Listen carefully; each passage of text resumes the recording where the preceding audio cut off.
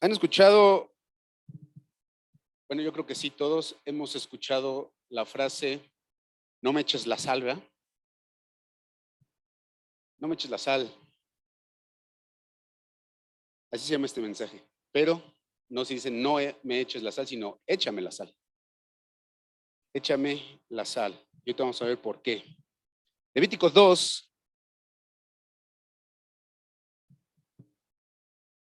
(11 al 13).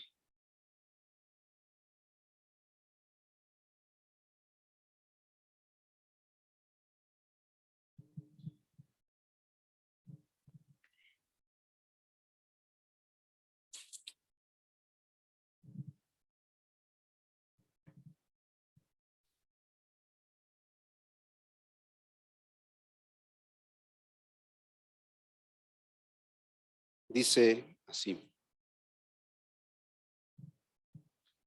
ninguna ofrenda ofreceréis a Jehová. Ninguna ofrenda que ofreciereis a Jehová será con levadura, porque ninguna cosa leuda ni de ninguna miel se ha de quemar ofrenda para Jehová. Como ofrenda de primicias las ofreceréis a Jehová, mas no subirán sobre el altar en olor grato. Y sazonarás con sal toda ofrenda que presentes, y no harás que falte jamás de tu ofrenda la sal del pacto de tu Dios. En toda ofrenda tuya ofrecerás sal. ¿Okay? Dice la Escritura, el Levítico, ¿qué es? La ley. ¿Okay? Es la ley dada por Dios al pueblo de Israel, y utiliza este verso específicamente para enfatizar que cuando se presentaran las ofrendas delante de Dios, estas ofrendas tenían que estar sazonadas con sal, tenían que tener sal. Era algo obligatorio, dice, tiene que tener, dice, no harás que falte jamás tu ofrenda la sal del pacto. ¿Ok? Era imperativo, no era opcional. ¿Qué sucede? La semana pasada el hermano Alejandro estaba hablando de algunas cosas y decía, hoy para nosotros el uso de la sal es algo cotidiano, ¿cierto? Incluso la mayor cantidad de veces en las que el hombre utiliza la sal actualmente son para procesos industriales más que para consumo. Sin embargo, en aquellas épocas la sal funcionaba para otras cosas, ¿sí? Era utilizada en varias formas, entre ellas como una moneda de cambio, por ejemplo.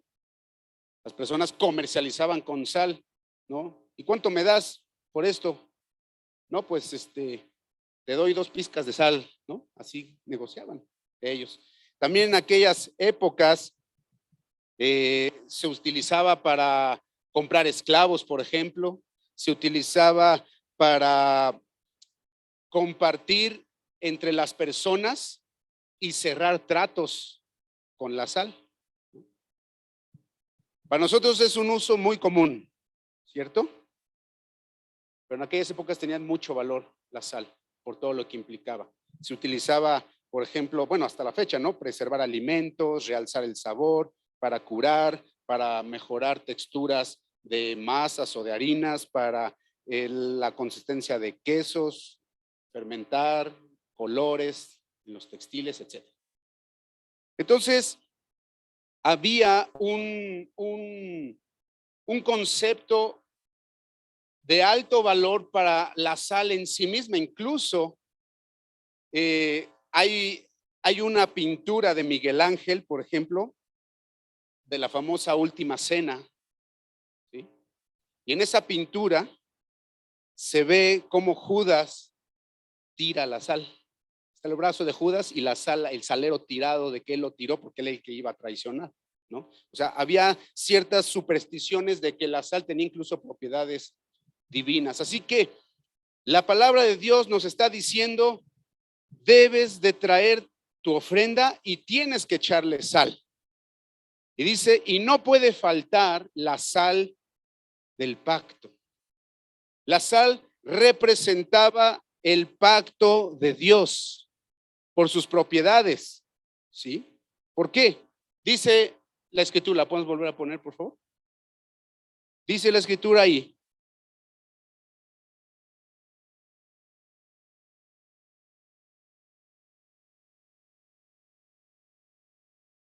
Dice, ninguna ofrenda vas a traerla con levadura o con cosa leuda o con miel. Y luego dice, pero sí la vas a traer con sal. La usa justamente después de hablar de la levadura y de la miel. ¿Por qué, hermanos? ¿Por qué hace eso? ¿Qué sucedía ahí? ¿Qué hace la levadura? ¿Qué hace la miel? Fermenta, ¿no? Fermentar, es decir, de alguna manera corromper. Dice, no traigas algo que se pueda corromper delante del Señor. Si quieres, ofrécelo como una primicia, pero no va a ser algo que suba como un olor grato. Pero lo que tú traigas, sí, ponle sal, porque la sal preserva. ¿Sí o no es cierto? Esta escritura utiliza la sal del pacto después de la miel y de la levadura, interpretándose como unas corrompen, pero la sal purifica y preserva, es decir, es incorruptible. ¿Hay algo interesante ahí, sí o no? Porque la sal era y es algo que con el paso de tiempo, hermanos, no se destruye. Es curioso, ¿no? Tú puedes tener un salero un año ahí en la alacena y si tiene todo lo, o sea, si tiene las condiciones apropiadas para de humedad y eso, lo puedes seguir usando después de un año sin problemas. No tiene broncas para eso. Persevera, preserva, purifica. Aleluya. Así que la sal era utilizada para hacer una alusión al pacto perpetuo que Dios hace con su pueblo. ¿Sí? Por ejemplo, en Números 18-19.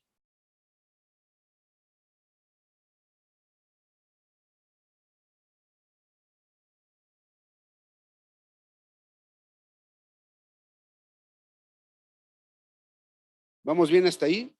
Estamos tratando de, más o menos, de entender el concepto de la sal y el contexto en el que se está utilizando aquí. Está hablando el Señor a Aarón, a los levitas, y le está diciendo, todas las ofrendas elevadas de las cosas santas que los hijos de Israel ofrecieron a Jehová, las he dado para ti. Es decir, los levitas se iban a mantener de las ofrendas, ¿no? Dice, para ti y para tus hijos y para tus hijas, contigo, y dice eso interesante, por estatuto perpetuo, pacto de sal perpetuo es delante de Jehová para ti y para tu descendencia contigo. Pacto de sal perpetuo, es decir, va a durar todo el tiempo, no se va a echar a perder, va a mantener sus propiedades, va a mantener su consistencia. Cuando Dios usa la palabra perpetuo o la palabra permanente, está haciendo referencia a su propia inmutabilidad. ¿Cuántos dicen amén? Está haciendo referencia a su propia fidelidad de guardar sus promesas, aunque nosotros no seamos fieles. La escritura nos dice que Dios no cambia. La escritura nos dice que todas las cosas van a pasar, pero Él va a permanecer y que en Él no hay una sola sombra de variación. Él es el mismo ayer, Él es el mismo hoy y Él es el mismo por toda la eternidad. Dios no cambia, aunque tú y yo sí seamos infieles, Él permanece fiel. Así que cuando el Señor dice perpetuamente yo lo voy a hacer, lo que le está diciendo es que yo no voy a cambiar esa decisión y no voy a cambiar lo que ya he destinado para ti. Pues le dan gloria a Dios por eso, hermano. Por eso dice la escritura, un pacto de sal. En Segunda de Crónicas, por ejemplo, vemos un ejemplo aquí, Segunda de Crónicas 13:5.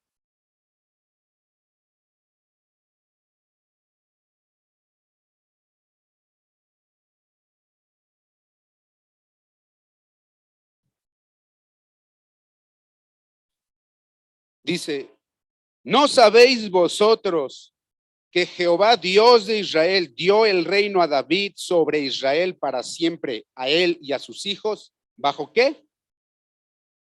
Pacto de sal. No se dan cuenta que yo he decidido que David tenga un reino perpetuo porque está de por medio un pacto conmigo, un pacto de sal. Segunda de Samuel 7:16 está hablando de lo mismo.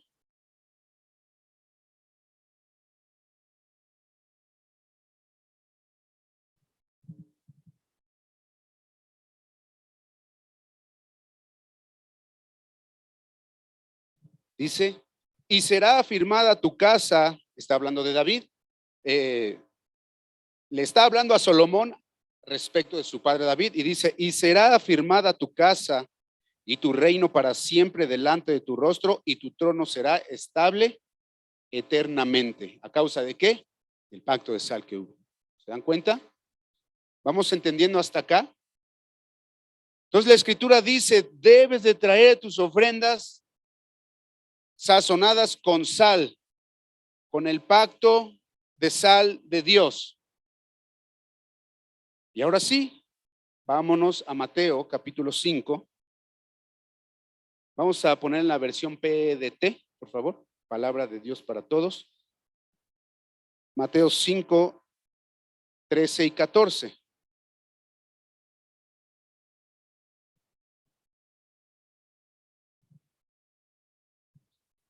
Quise usar esta introducción para tratar de entender la relevancia que el Señor le da a la figura de la sal.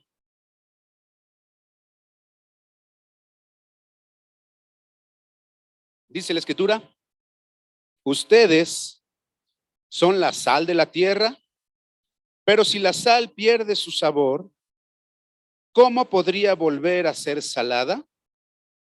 Ya no sirve para nada sino para ser tirada y pisada por la gente. Ustedes son la luz que alumbra al mundo. Una ciudad que está en un monte no se puede esconder. Si nosotros seguimos leyendo, termina diciendo, así que como son la luz del mundo, así alumbren sus obras delante de los hombres para que cuando ellos los vean, glorifiquen a su Padre que está en el cielo. ¿Se acuerdan? En el verso 16. Esta escritura, ¿qué es lo que está pasando aquí? ¿En qué contexto está siendo dicho? Mateo 5, 6 y 7, ¿qué son? Es el sermón del monte. Entonces estamos hablando que en esos 3 capítulos se encierra, por decirlo así, o se generaliza toda la doctrina cristiana. ¿De acuerdo? Y como parte de ella, el Señor les está diciendo a quienes les está hablando en ese sermón. No solamente a sus discípulos, a sus 12, le está hablando a un friego de gente, a personas, a judíos que decidieron seguirlo, personas que decidieron creer en su nombre y seguirlo, y con todo después de eso muchos se regresaron, ¿se acuerdan? Así que en los versos que nosotros estamos leyendo, Jesús les está hablando a ellos acerca de la influencia que sus vidas, que el cristiano, que aquel que sigue a Dios, que le entrega su vida a Dios, ejerce sobre este mundo. Le está diciendo, ustedes son la sal de la tierra.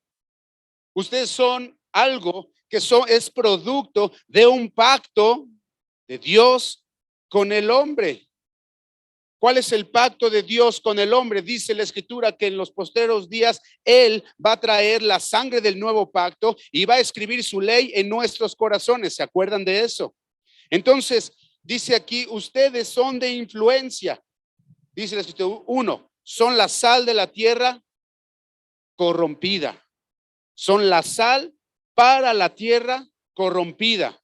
¿Se acuerdan de lo leudo, de la miel y de la levadura que corrompen? Dice aquí, ustedes son la sal para esta tierra corrompida y ustedes son la luz de este mundo entenebrecido. Esa es la influencia que el cristiano tiene en esta tierra. Para eso Dios nos ha llamado, para que nosotros seamos una influencia para la salvación de las personas. Dice, son la sal que purifica, son la sal que preserva y que da sabor a este mundo corrompido. Le está hablando a los judíos de su tiempo en esta escritura, en el contexto. Está hablando a esas personas, unas personas que tenían el llamado como pueblo del pacto de Abraham, de ser testigos a las naciones del único Dios verdadero, ¿sí o no es cierto? Sin embargo, todos los que estamos aquí fuimos injertados en ese pueblo, gloria a Dios. Los judíos tenían la tarea de enseñar y mostrar a las naciones al único Dios verdadero, y por eso escoge a los judíos por ser el pueblo más insignificante, para mostrar en ellos su poder para con los demás. Así que está hablándole a los judíos y le está diciendo: ustedes, el pueblo de Dios, tienen la responsabilidad de ser sal y luz en este mundo.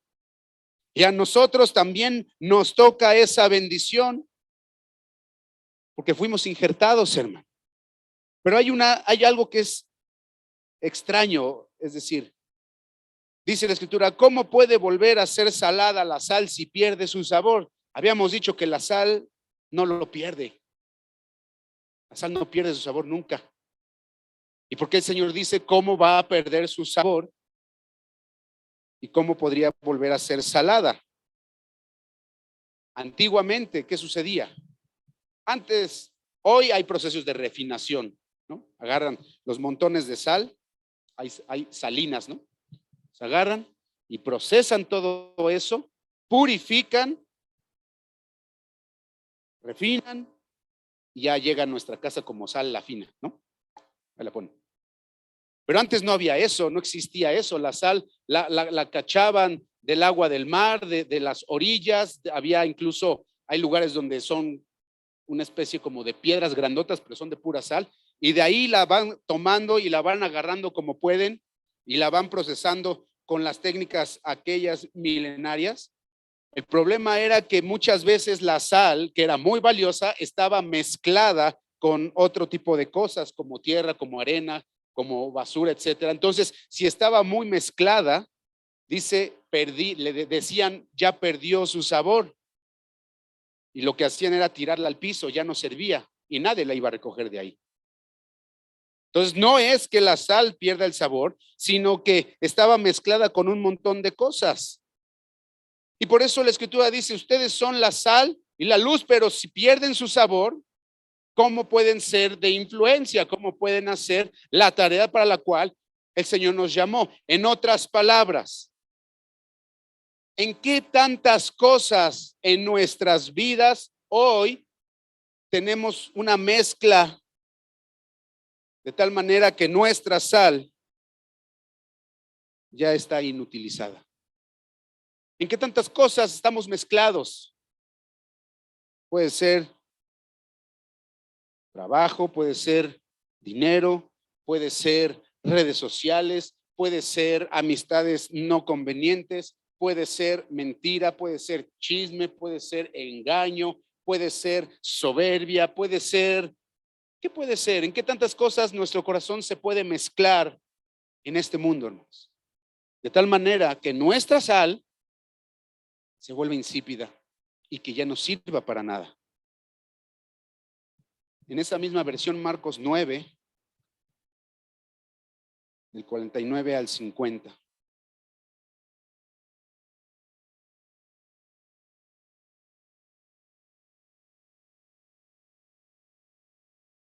¿Me van siguiendo hasta acá?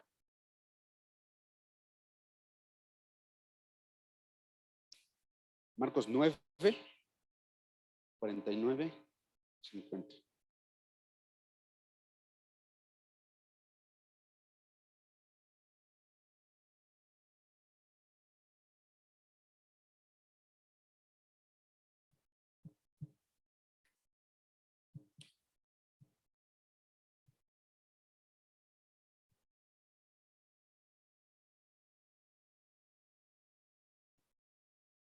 Dice,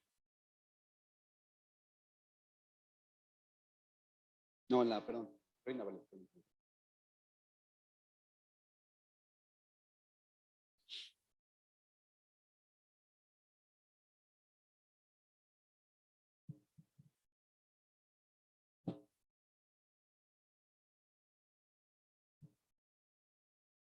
Dice, porque todos serán salados con fuego, probados, y todo sacrificio será salado con sal. Buena es la sal, mas si la sal se hace insípida, ¿con qué la sazonaréis? Tened sal en vosotros mismos y tened paz los unos con los otros. Dice esta escritura, hablando un poquito en el mismo contexto. Dice, todos vamos a ser salados con fuego. ¿Para qué era el fuego? Para purificar, para probar. Hay otra escritura en Corintios que dice, su obra será probada con fuego. Salado con fuego. Hermanos, esta noche el Señor Jesucristo a nosotros nos ha constituido como su iglesia. ¿Cuántos dicen amén a eso? Hemos sido constituidos como su iglesia, ¿ok? Hemos sido traídos para ser parte de aquella agencia autorizada por Dios para reconciliar a las almas con Él. Sin embargo, cada uno de nosotros de manera personal, íntima, particular, tenemos que ser sometidos a un proceso de refinación, como la sal, a un proceso de purificación por medio de un fuego purificador que es el Espíritu Santo. ¿Qué es el Espíritu Santo? La diferencia, por decirlo así, abismal con otro tipo de doctrinas o de creencias, aún usando la propia Biblia, es que el Espíritu Santo nos llena y por medio de su fuego nos purifica y podemos ser usados por Dios por medio de su poder. No sé si me estoy explicando con eso.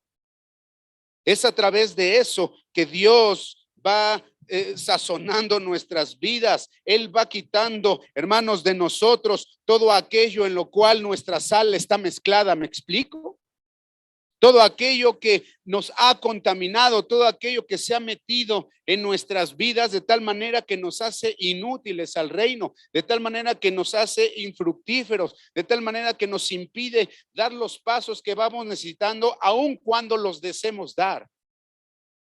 ¿Te ha pasado muchas veces que dices, ay, necesito hacer esta decisión, necesito hacer este ajuste? Es decir, nos damos cuenta de que hay algún área en nuestras vidas que tiene que ser ajustada, sin embargo, no tenemos la capacidad de poderlo hacer. ¿Por qué? Porque en esa parte nuestra sal está mezclada, todavía no hemos sido purificados, no hemos sido refinados, y no porque Dios no quiera, sino porque nosotros no se lo hemos entregado al Señor. Dios.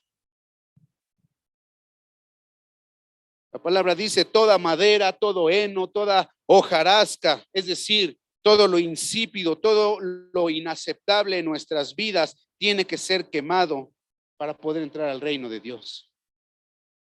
Tiene que ser salado con sal.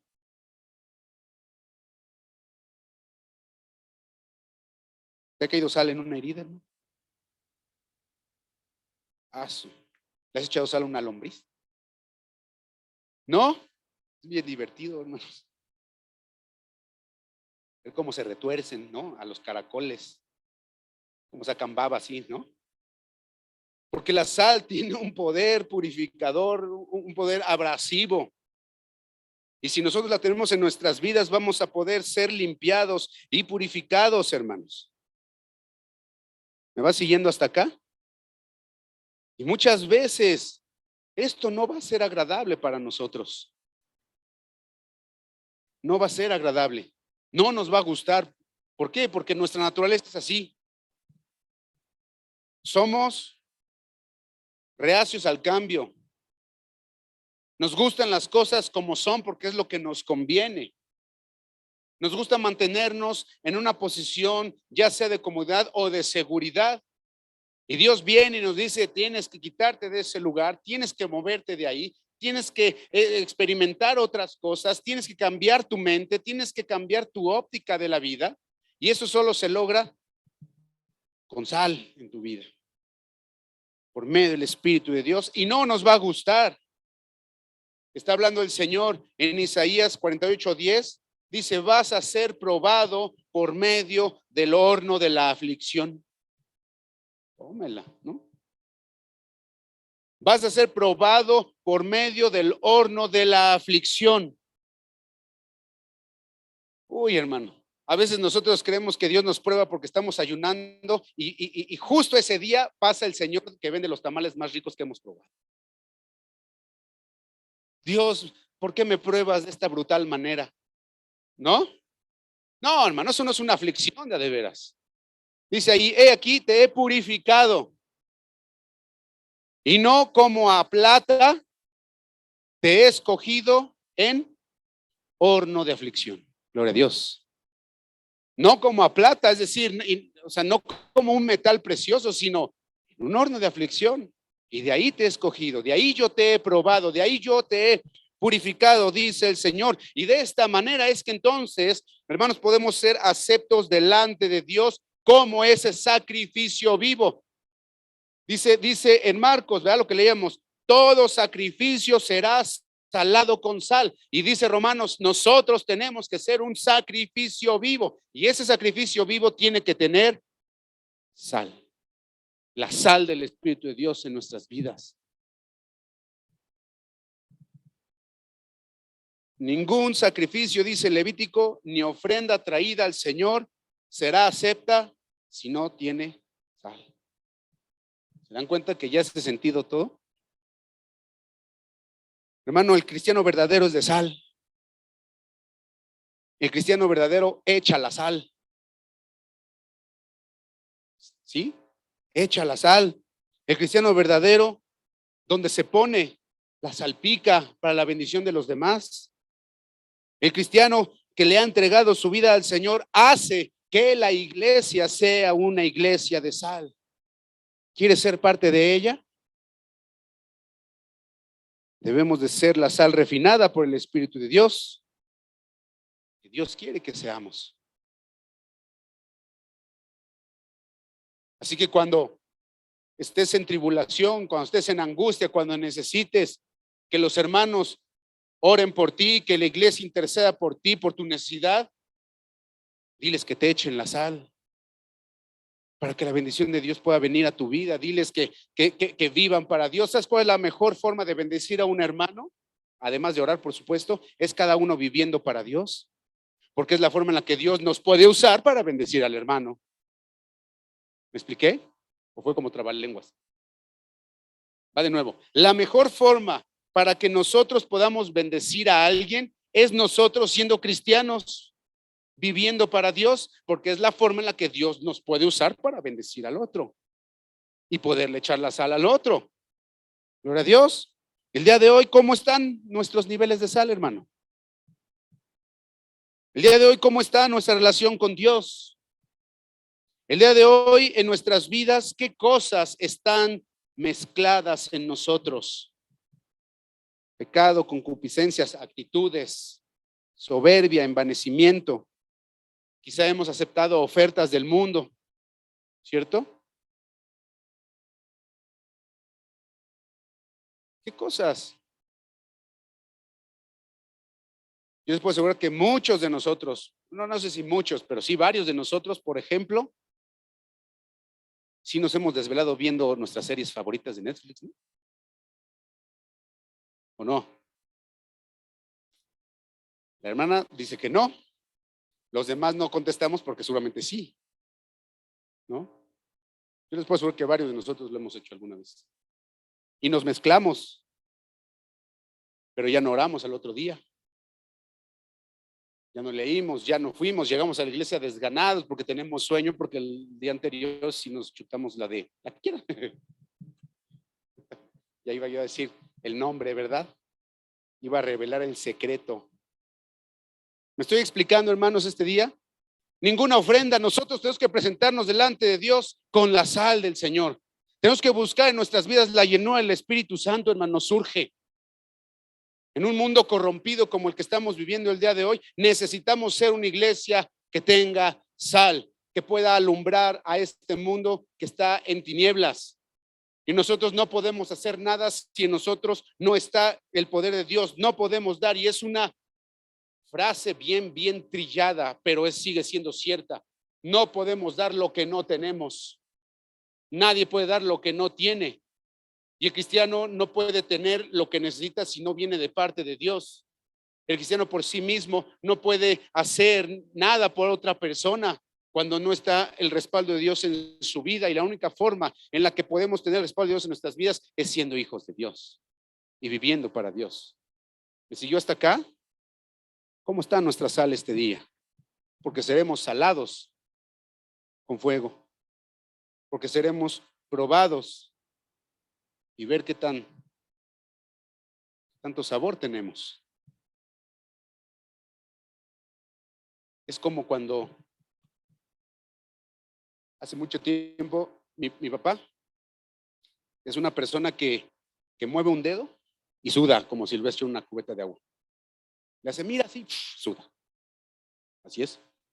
Y entonces, pues, cuando está haciendo lo que sea, está sudando. Entonces yo lo beso y sabe a sal, ¿no? Y a la verdad, besar a alguien sudado, hasta le haces, ¿no? Te limpias ahí, porque sabe a sal, tú dices, ay, sabes a sal. Así tienen que ser, esa tiene que ser la reacción de las personas con nuestras vidas. O sea, no que nos vayan a lengüetear, sino que nuestras vidas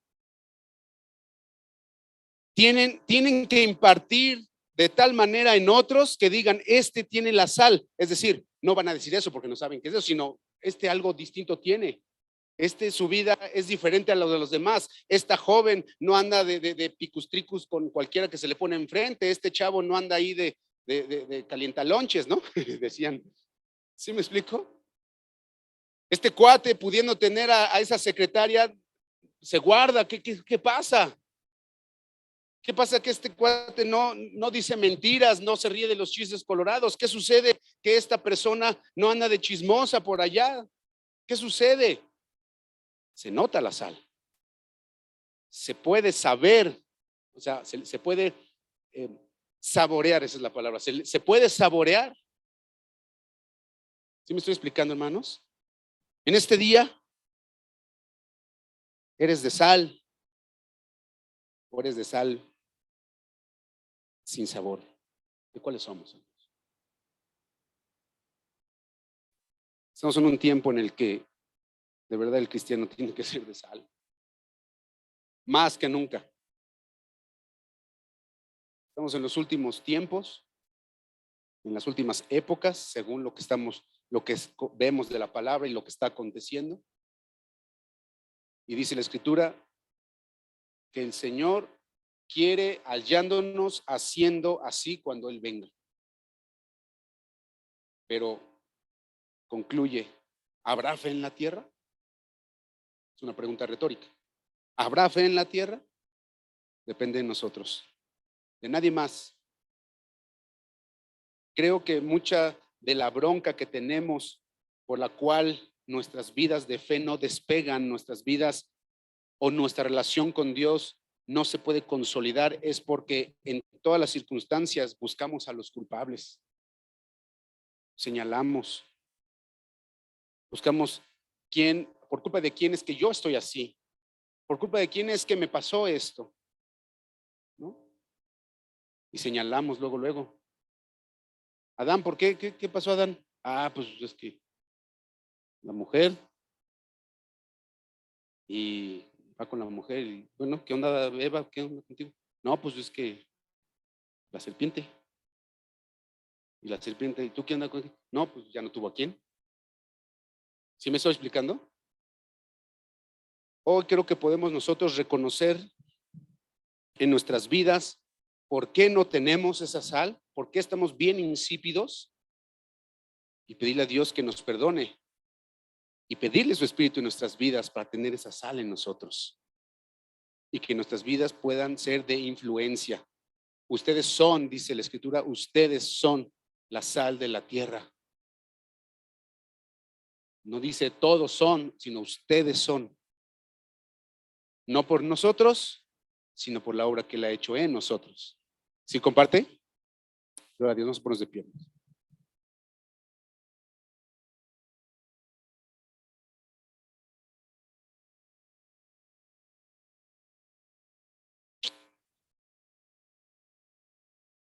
Pacto perpetuo. Un pacto de sal con Dios.